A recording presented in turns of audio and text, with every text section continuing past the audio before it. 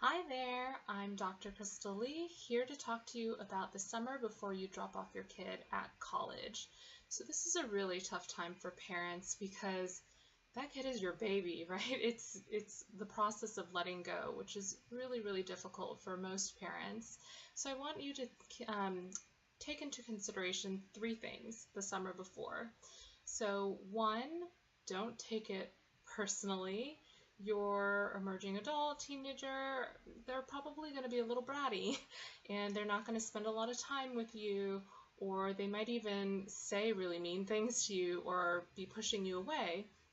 And it's really important not to take that personally because this is really your teen or emerging adult's way of trying to separate and become their own person and become more independent.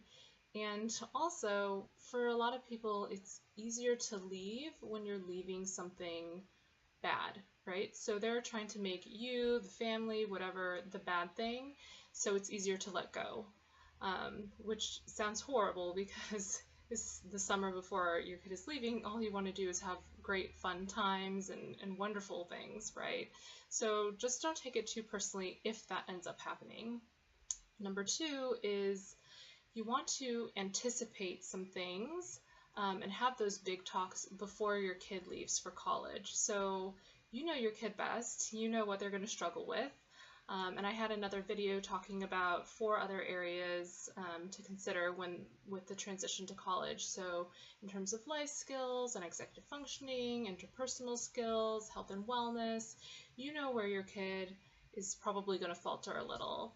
And to help your kids, save some stress and overwhelm once they land on the college campus, just drop little hints like, oh, I noticed that, there's a way to get to a doctor here on campus, or I noticed this resource here, or whatever. And you're just planting seeds, right? You don't want to go into a big lecture.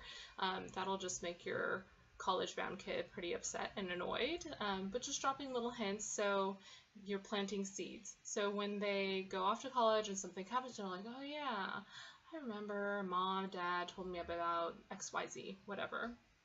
And then the third thing I really want you to take into consideration is try to work through your own feelings and your own, feelings of loss before the actual drop-off. The last thing you want to do is drop your kid off at college and then unload and be sobbing and crying and just, leaving your baggage with your kid essentially, right? Your child is already going to be struggling with this transition and, stressed out and all of that. The last thing they need is to have to take on all of your feelings.